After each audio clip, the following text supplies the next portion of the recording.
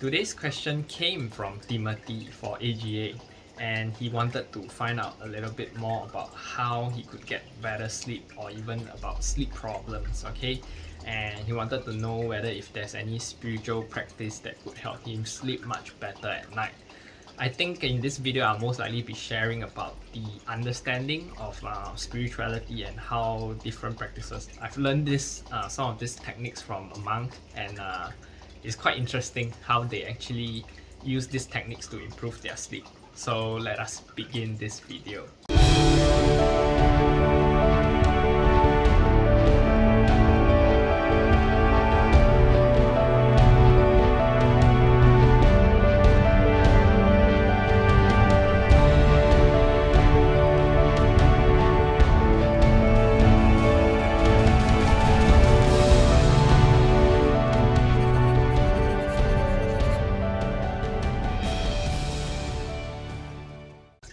Om Shanti, my name is Garret. Before I start the topic off, please make sure you guys remember to hit like, subscribe and comment your learnings in the comment section below.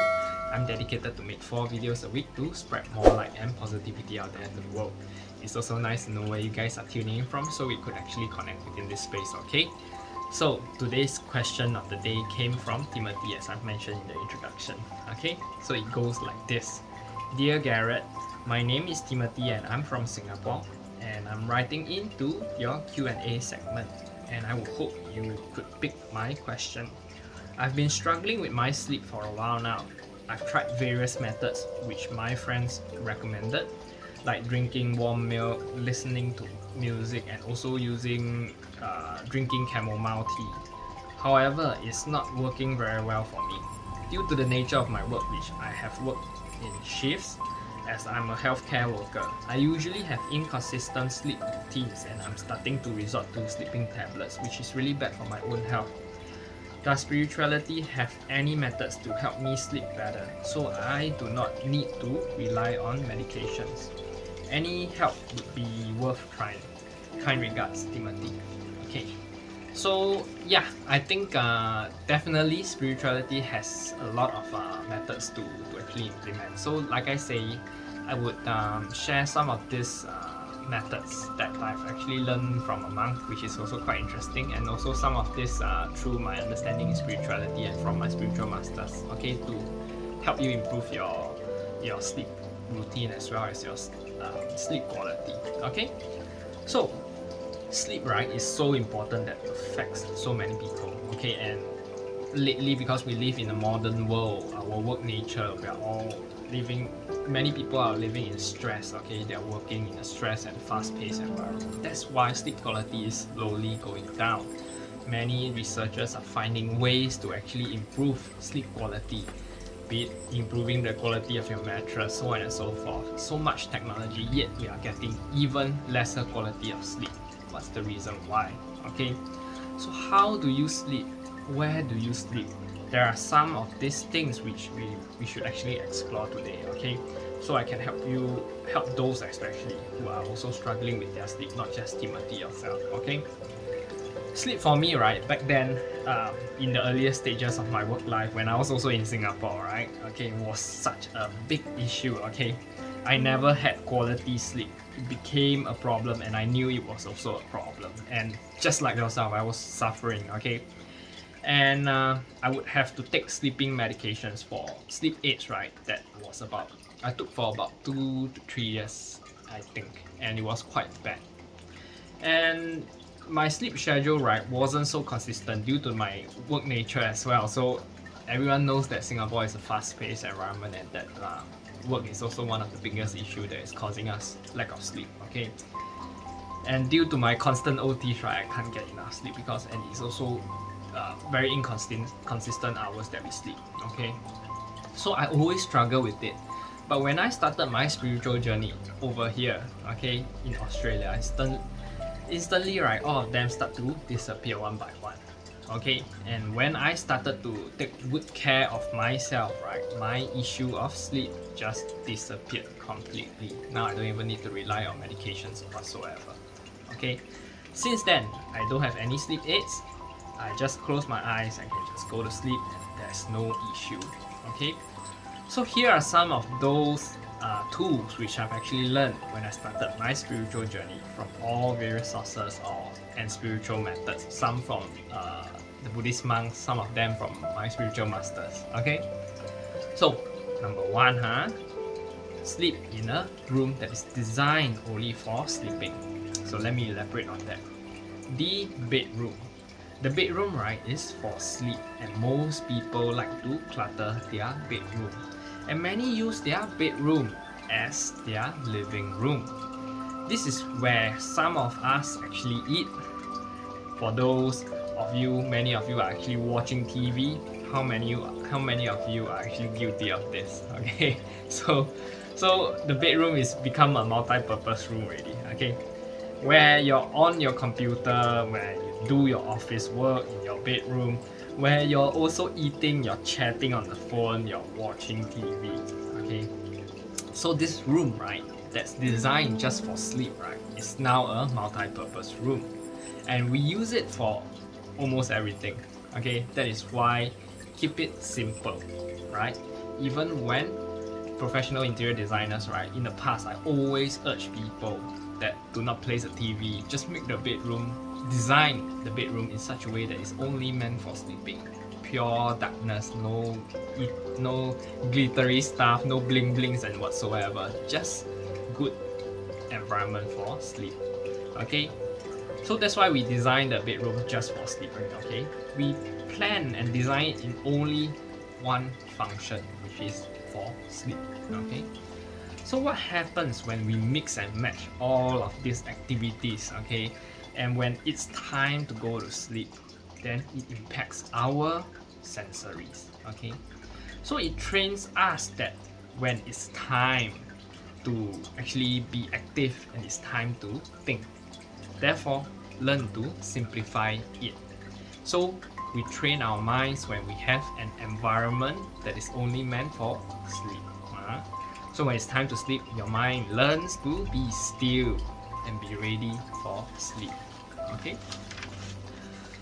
you train your mind there to be still, so when you lay down, automatically you fall asleep very easily as well. Okay, use your room, use your bedroom for its intended purpose, and when you do that with just your room, just your bed, and it's sleep time, you'll be able to knock that habit out easily, and it will definitely improve, okay, in terms of your sleep quality. So check whether your bedroom is really designed for sleep or not. Okay, so method number 2.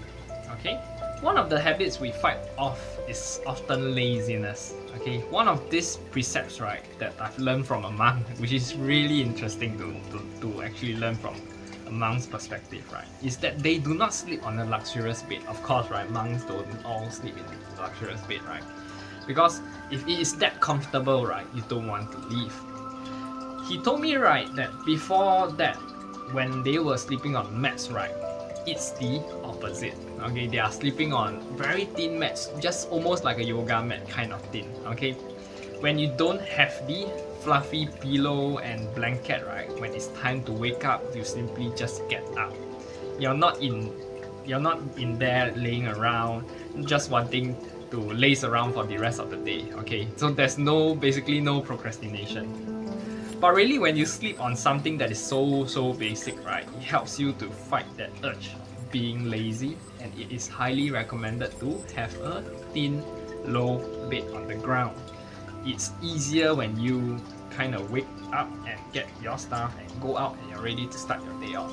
So it's rather extreme, okay, that his method. But I actually tried it before, and even in the armies, right, during the days where we were in army, we slept in ground. Okay, and the more we slept on ground, and we are so literally tired, right, we feel grounded when we are on the ground itself. That's the reason why they keep emphasizing trying to sleep lower, near to the ground. You feel grounding energies as well. Okay, but the sleeping on a very thin mat, I think not many people could accept it, but give it a try, okay, because everything is worth trying since you don't want to rely on medications, right?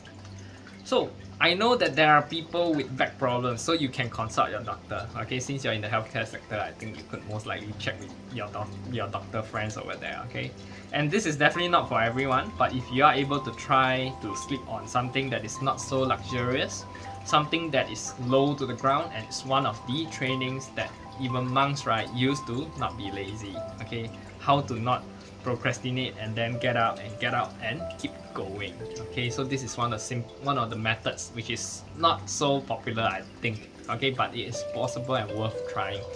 You could probably try this out and tell me how it goes. Okay, because I don't have to resort to this method because I think when you do enough meditation, so and other practices, right, it also helps in your sleep qualities. Okay, so if this is something that you want to try it out and let me know. Okay, so method number 3.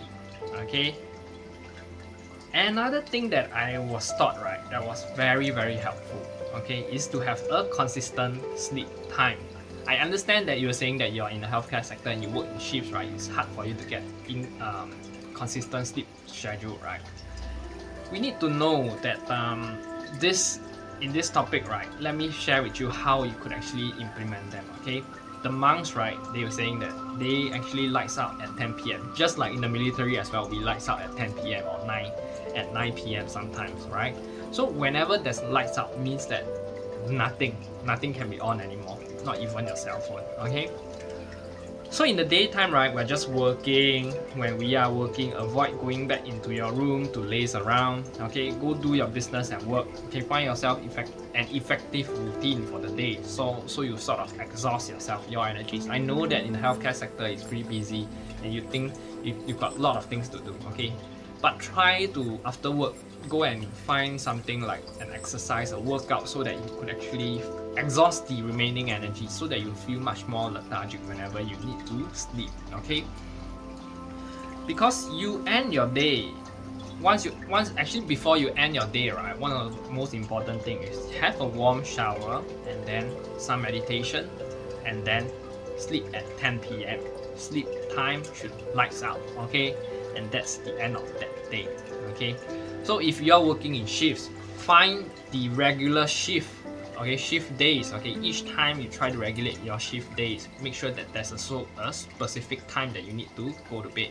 So if that, perhaps maybe you work in the morning shift and morning shift ends at the usual 5 to 6 p.m. right, then you can go back and sleep at 10 p.m. But usually if you have night shift, then you sleep in the morning, right? So you have to sleep in the morning. So give yourself a cut-off timing. Perhaps maybe you need to sleep at say, I don't know, 4 a.m, 5 a.m, I'm not sure. You need to give yourself a regular sleep time so that this becomes a sleep routine for you. Okay, so need to learn how to make it agile and flexible, so that once you find that timing and you stop working in shift, then this thing has to change towards your new sleep routine again. So this thing has to be meant for you. Okay, so in the beginning, right, it's very difficult as you need to sort of get used to it first. Our sensory is still moving. Okay, however, if you stick with it like day after day, months after months, then naturally, right, it develops into a habit and sort of it starts to change for you. Okay, so method number 4, right, and this is the most important, and which something that I didn't understand until I started spirituality. Okay, so before sleep, right, we need to take a moment to reflect. Okay, what I never understood, right, was that in the past I reflected on my problems. Okay, I thought of the issues that I faced throughout the day. Okay, I thought of the work items that I needed to do for the next day, and I thought that was being efficient. Okay, I thought of the conflicts, some disagreements, and that was me in the past. Okay, laying in bed and just taking an hour, sometimes 2 hours, and reflecting, what can I do differently? How can I change this? Okay, that's not how we should reflect. Okay, because sometimes when we reflect on that, we've got more of these problems. Okay, that is not how we should do it, and that's also not the right time to be doing it. Okay, when we're about to sleep. Do you know that the last thing that you think about when you go to bed is automatically the first thing you think about when you wake up in the next day? Okay, so this is something that I was pretty surprised to find out. Okay, during my learning of spirituality. Okay, so I was told that we should try to sleep in a sea of merit. Okay, and what that means is to actually think about, not reflect about your problems, but actually contemplating about the good deeds that you've done for the day, things that make you feel proud and feel good about yourself. If you can't think of anything, right, good or proud of, right, that you did that day, then think of something throughout this week. That did you help your parents? Did you help your co-workers? What good did you do in this week? Expand it, okay? What good did you do this month? What good did you do this entire year or this whole lifetime? Okay? Take that energy, that good and pure energy, and put it at your center. And this energy should be bright and it should be clear and clean. Okay? And actually just imagine, right, that you are sleeping, put out your senses, okay, just throw it out the window, okay, allow it to cover you like a blanket, this whole sea of merit. Okay, for those who think, right, well, I'm not sure of some good deeds that I've done, well, that might be a sign that you need to do more good deeds then. Okay, do more things that make you feel proud, that actually helps yourself, helps others, and benefit the world. Okay, I knew that when I was in Singapore, I didn't do a lot of good deeds. Okay, and I don't even speak a lot of good stuff. So it's understandable because we live in a busy world and we do not pause and actually reflect what are we doing on with our lives. Okay, so this is something that could help you reflect and ponder about and actually help to improve your sleep. Okay, so do more good deeds, cover yourself up and sleep in that sea of merit, and you can definitely transform your mood, transform how you see the world, and even better, you will get a good night's sleep and feel fully rested. Okay, so these are some of the spiritual techniques that I think that you could try it out and you'll see some differences after you implement it in your life. So I hope you learned something from this video, and if you do, please make sure you share your comments and learnings in the comment section below. And also don't forget to hit like and subscribe. Okay, I'm ending this video off. Om Shanti.